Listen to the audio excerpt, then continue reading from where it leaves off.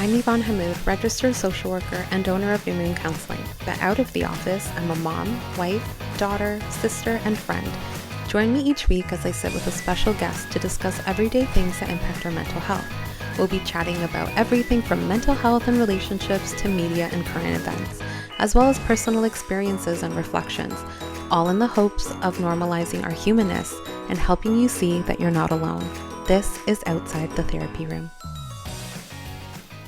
Hi, everyone. Welcome to Outside the Therapy Room. Destinee is back. How are you? Hi, I'm doing well, thanks. I'm enjoying the sun right now. How are you doing? Yes, I'm good. Also enjoying the sun. It's been so cold lately. I mean, it's still cold today, but at least the sun is shining. Right? Get some of that snow away. Yeah, yes. Then it'll be puddly, slippery mess, but that's okay. I'd rather that than all the One step snow. closer to spring. Exactly. Yeah. So you kind of shared interest in having this topic that we're going to be discussing today. Yeah. And, when we first started talking about this, I had been able to relate to your experience. And I think it's so wonderful of you to kind of want to share your story, share a little bit about what this is, and kind of normalize it for other folks out there. And so, did you want to introduce our topic? Yeah. Today, I want to talk a little bit more about gender disappointment. Or I might also use the term sex disappointment here regarding pregnancy, because at this point I am 28 weeks pregnant and I think 3 days, if we're getting very specific. And this is something that has recently hit my radar, something I didn't really know existed until my own experience. And part of my value is wanting to help bring down stigma and shame when it comes to struggles. And so I thought this would be a really cool topic to talk about, something that I don't hear a lot of other folks bring up or share.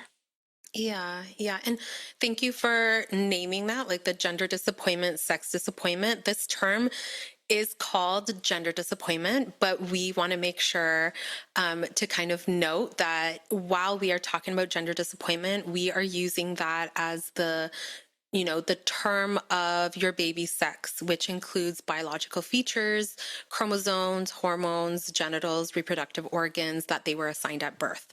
And so we want to kind of, normalize that can be different than gender identity. And so because the term is named gender disappointment, that is what we're going to be using. But we want to be mindful that it is the gender or sex they are assigned at birth. Yes, exactly. And unfortunately, like a lot of research done about this, or a little bit of research done, that's the term they use. So Yeah.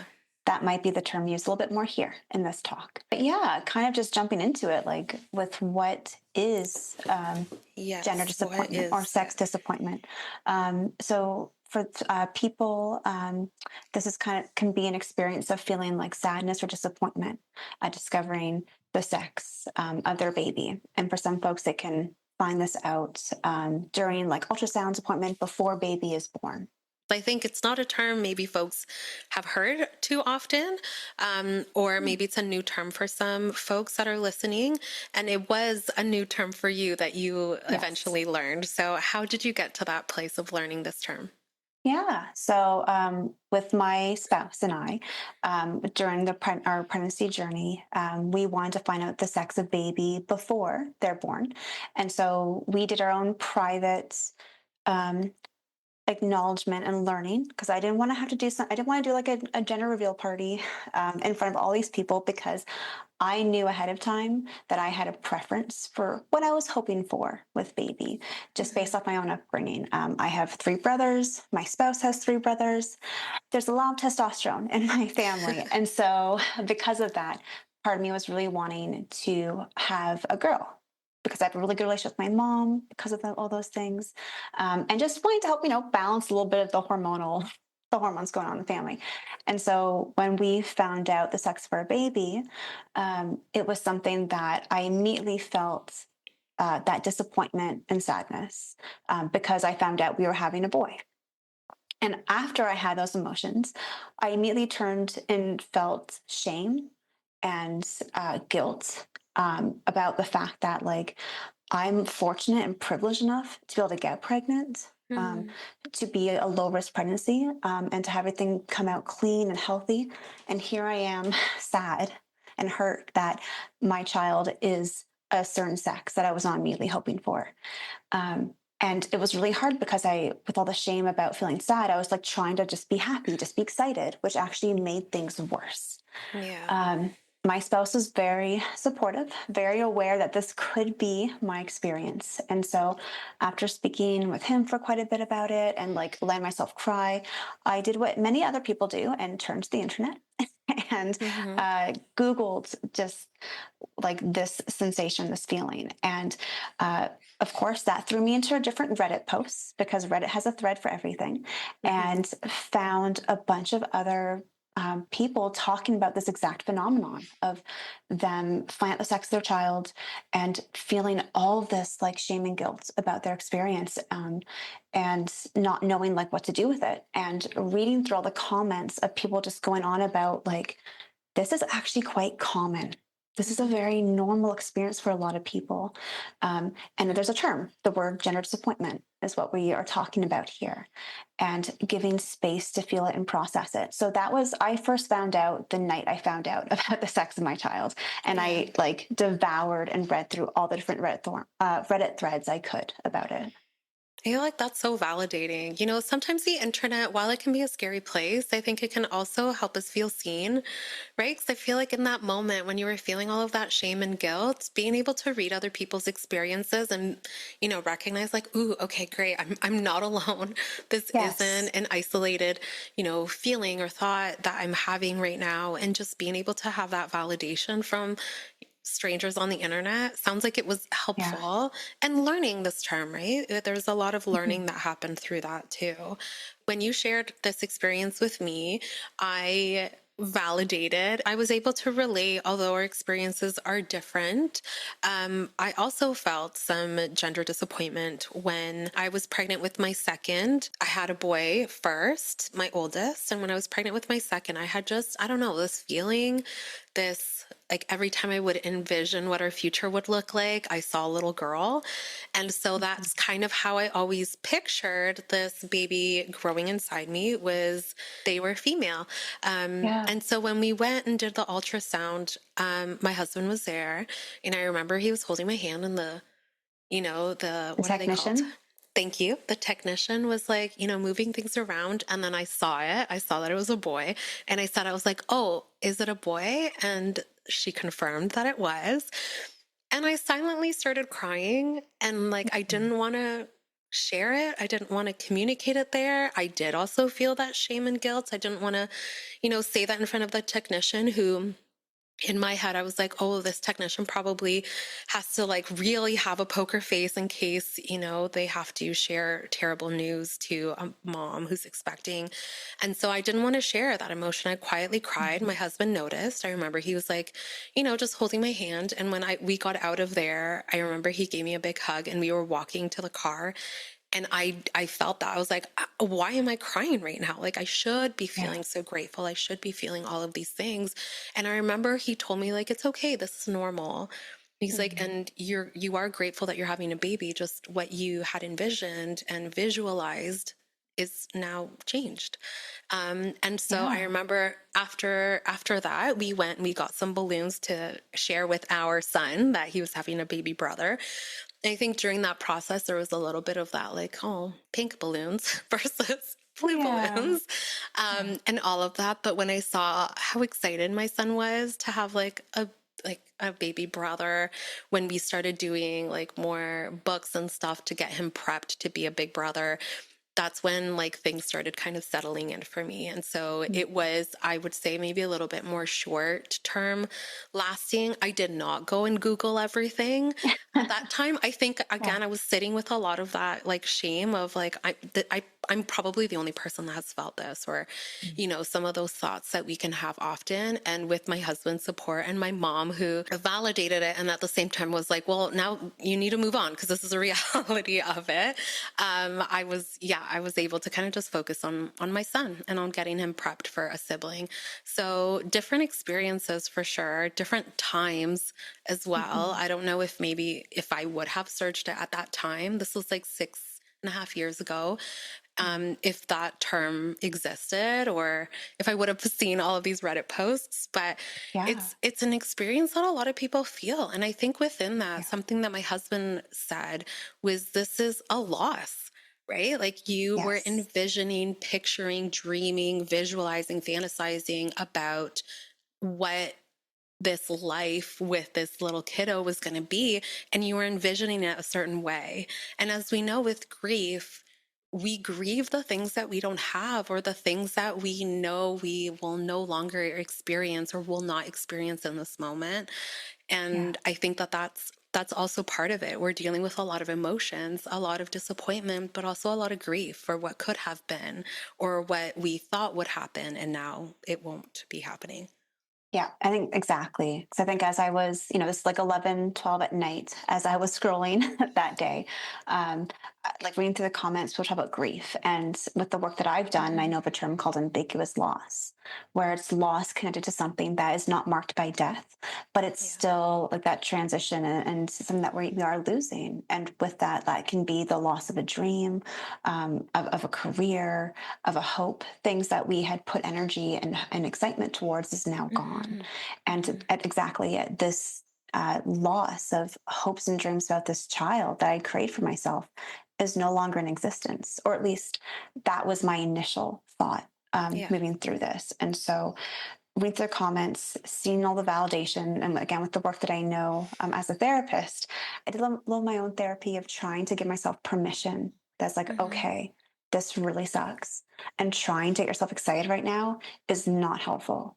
And so the shame and this guilt that you're experiencing, as uncomfortable as it is, we don't need to spiral into that. Instead, just focus on this is okay to feel in terms of sadness and loss, and give myself that permission, like it's okay, like go ahead and cry, do what you need to do to help move through this. Mhm. And um something I thought about doing but I didn't do at the time was almost like journaling a letter to like the daughter I wish I was going to have or Oh yeah. whatnot, as a way to help externalize. Um but I found I also threw myself into like podcasts, listening to this phenomenon and hearing other people's journey in this really helped continue to validate and bring down the shame and guilt because I wasn't alone, just like what you were saying, right? For you at Yeah. that point, you thought you were alone. And hearing other people have that same experience brought down all of that shame and guilt for me. Mhm. And letting myself just actively cry and feel what I needed to then actually made it easier for me to then naturally start to feel excited. Um, a few days after I found out, I ended up going into like a children's store and looked at the baby boy clothes because in my brain, gender stereotypes had Mhm. prepared me with this belief that all of like the outfits I would find would be trucks and cars. And in my brain, I'm like, I cannot relate to any of that. Yeah. And I was very surprised to find a bunch of other things that is not the only definition of what it is for a baby boy. And Mhm. finding articles of clothing that I was like, okay, this is relatable. This is something I can feel more excited about and tangible with this child. That actually really helped me move through it and get more Yeah. excitement. That plus be able to talk and share with other people in my life about this experience, and they've been very validating and safe. Um, Mhm. and yeah, and doing a bit more of my own deconstruction, but initially that validation from others was super helpful. Yeah, I think it's also important about feeling more than one thing at the same time. Like you can feel sad and like sadness and grief and also gratitude for this life happening inside you. You can Yeah. still feel, like that sense of privilege. Like all of those things can still happen. And so I love that you gave yourself that permission to like, I'm just going to be sad in my feelings for a little bit, even though I am still feeling a lot of this gratitude that, that I have this little baby growing inside of me. And so Mhm. it is kind of, yeah, giving yourself that permission to just feel instead of like trying to shut that down, instead of trying to kind of allow the shame to take over and not let you process the feelings that you're having. Yeah, like not being judgmental about it. Just looking Exactly. at it through this open lens of this is a human experience and you're human. And so things Hmm. like this are going to happen and it's okay. So it Yeah. was a lot of self compassion, drawing upon that a lot in that moment for sure. Yeah, and through our research in discussing this topic today, I did learn that with gender disappointment, it can last a few hours, it can last a few days or weeks, and it often resolves on its own, like it did for both of us. But for some other people, it can continue for months or maybe even years. And so it's important to kind of catch it, communicate with other people, because in these cases when it that gender disappointment is lasting a lot longer than a few months, therapy can be really helpful to process those emotions, and it can help again, to develop that relationship with a therapist in case there is a larger scale of like postpartum sadness or depression, anxiety, or OCD. And so, yeah, kind of having like the people closest to you to talk about it. And then if it does, if you find that it is lingering a little bit longer than what you had expected, or it's really getting in the way of other emotions that you are wanting to feel during your pregnancy, then having, a professional to talk to could be helpful. Yeah. Someone that like can help you get that safe, non-judgmental space to Yeah. feel without worry of adding to the shame. Because I'm very fortunate that I have people in my corner that I can go to with that, Yeah, that there isn't any worry about them judging or shaming me as well. Because I know that would have a very different effect. So a for therapist can sure. be really good to give that space if we can't find it elsewhere in our life. Mhm. And Yeah. yeah, like you're saying, where it can last for a variety of lengths. For me, it was definitely a few days, and I still have moments where there's that pain of wanting that daughter. But I found also like deconstructing. Well, why is it specifically that I was wanting a daughter? Looking Mhm. at some of those things were helpful for me to tease out that a lot of things that I want with baby is connection, and recognizing that connection with my child is not determinant on their sex. Like Yeah. whatever this child is and who they come to identify as, um, we aren't limited per se by like having to follow through on gender norms specifically. Mhm. And I'm really looking forward to getting to meet baby because right now we haven't met baby yet. Yeah. All we know is the sex, and so Yeah. recognizing that they're going to have a whole personality and quirks and like strengths. Maybe they'll be really funny. I don't know. And it's those things I'm really looking forward to getting to know about this kiddo. And again, trying to stray away from like I could have a daughter, and she may not want to do the things that I want to do. Right? It's going back to Mhm. that connection of Yeah. finding ways to move through that. Yeah. Yeah. And I think with that, there's also like that space for acceptance. Except, like, because as you pointed out, like sometimes we have this vision of what we want the relationship to be like with our kid, that when we don't get that, there can be a lot of pressure we put on a kid. This is like, now I'm thinking like years ahead, but Yeah. there Yeah. can be a lot of that pressure that you put on a kid to be this thing that you envisioned. And right now, what you kind of described was like accepting that the connection that you're going to have with this kiddo is going to be between you and who that kiddo is and who they develop to be and become, and all of these things, without this like hidden agenda of I want all of these things. I mean, we can still have that. There's still those milestones. Mhm. I've talked about it so many times with my kiddos, like seeing Marvel movies at the theaters is like a big thing for us and something that we can do, but that's something that developed after they were here. And so Mhm. yeah, so some of that acceptance of, yeah, focusing on the connection. Yeah, yeah. And so understanding more where the disappointment was coming from was helpful for me to then find ways to navigate it, deconstruct it, challenge it a bit. That plus, yeah, talking to other people. But I also know for like other folks, it can be harder to do some of that work, like depending on where that disappointment is coming from. I know Hmm. culturally there can be different norms around hopes or Yeah. expectations around the sex of a child, and that can make it harder to be able to discuss it and share like big Hmm. emotions around it. Yeah, and there's a few other reasons I think also people can also. I know for some folks it's like, yeah, how will I bond with this child? Or I've never had any experience with any brothers, and now I'm going to have a son. So how do I bond with him? Yeah.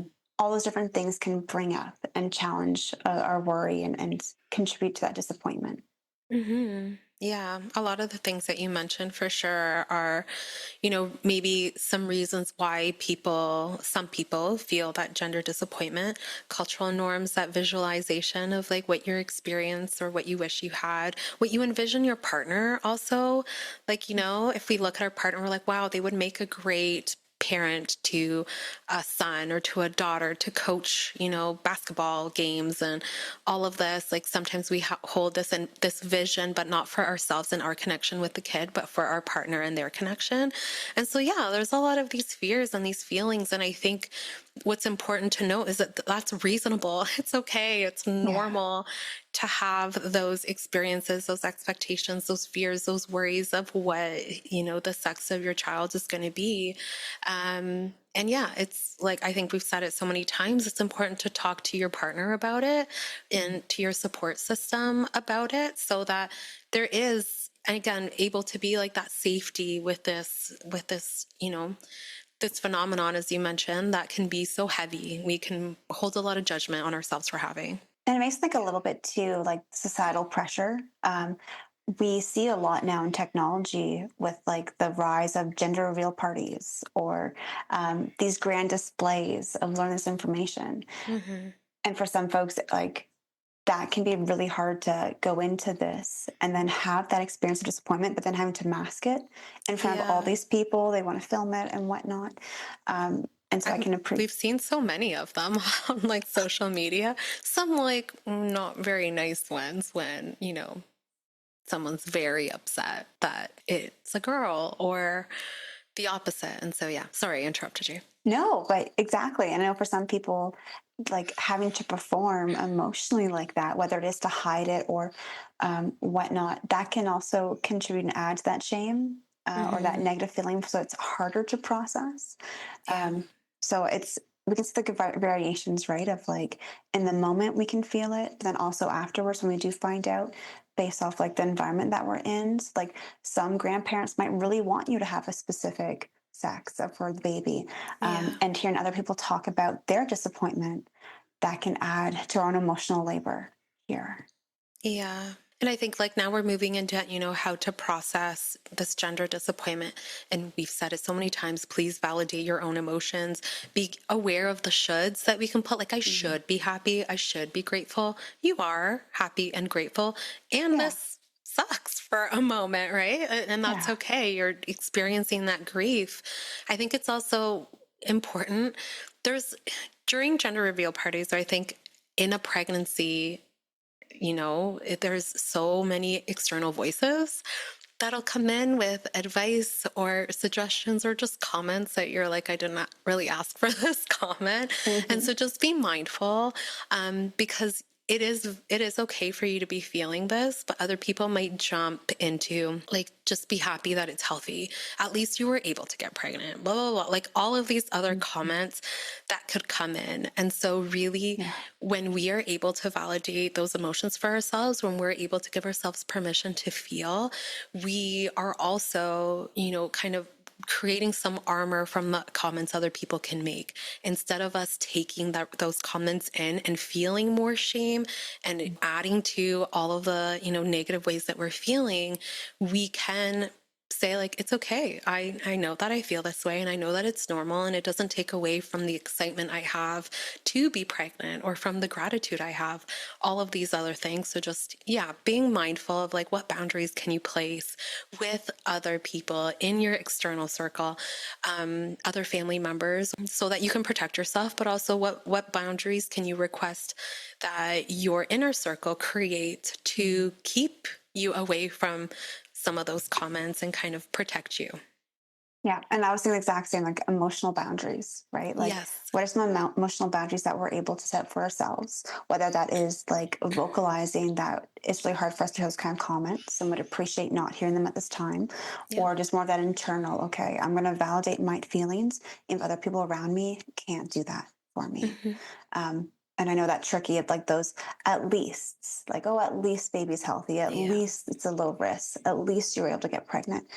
Those can be so difficult to hold on to Hmm. and to hear and not Yeah. validating, and can kind of force to be happy and excited and gratitude when we're not in that space yet. It's like the So yeah. toxic positivity, right? Like, I do feel those things, and I'm allowed to feel this other thing too. Yes, I think Brene Brown has a good video of it, Hmm. with like the sympathy versus empathy and approach, Yeah. and how that can be like not super helpful depending on where we're at. But I think a lot of what I've heard too from folks, kind of going to the tangent, has been that it can last for different lengths of time. But what I've heard a Hmm. lot in the comments too when I was reading was that this feeling can go away for a lot of folks when birth happens, Hmm. because there's such a mix of like hormones during delivery, and meeting baby for the first time can be such an intense experience that for a Yeah. lot of people in the comments as I was reading, they said that any disappointment they had during pregnancy changed as soon as they met kiddo, Hmm. and just the intense experience of child labor, which I haven't had yet, so I'm sure Yvonne can speak more to that. But just how that has helped them bond with kiddo and helped release disappointment, because like you were saying earlier, right, like you just get to Hmm. know this kid, and um, that it just becomes more about just who they are in that Yeah. moment. Yeah. And I think something you touched on in terms of like, how to deal with this gender disappointment is, yeah, reflecting on reasons why you may be feeling this way. I think it can really tell a lot about, what your expectations were, why, like what kind of things you were wanting. And I think in what you shared, you were really looking for that connection and recognizing I can get that connection regardless of the sex of the child. It really does. It is going to depend more on like the connection that you guys build and who this little guy ends up becoming. So yeah, just being able to, have some self-compassion, validate your emotions, talk to people that you trust and that are there to support you. And yeah, if you have space and capacity for a little bit of that reflection, then that could definitely be helpful. A lot of this, keep in mind, is like as we're talking about this, everyone's journey is different. And so for some folks, this might be a fleeting few hours. For other people, it could be days, weeks. If we are finding that it is something that we're really struggling with, something that we are, it's part of our daily life, baby is born and we're still struggling with disappointment and grief, it's okay to reach out for support and for help. Hmm. There are therapists who do train and specialize in this struggle, and be able to go to them can help with sorting and navigating through these complex emotions and thoughts, Hmm. because this is something that is really hard to move through when you're by yourself and if you're not able to externalize with someone else. So trying to help decrease any shame around needing to go talk to someone, a professional, about Hmm. this, because that can be really beneficial, especially Hmm. because we do see it can impact sometimes with postpartum depression or other different issues. And so, yeah, being able to share it with at least one person would be huge to do. Yeah. Yeah, and I want to thank you because I think, having this topic discussed today, I think you're helping folks to be able to kind of normalize that this is an okay emotion to experience, that it's okay to have this thought, these fears. And yeah, so thank you so much for sharing your experience through this. And yeah, folks, you're not alone. You are not alone if you have felt or are currently feeling this. And there is support and resources that you can find if it does end up lingering a little longer than expected.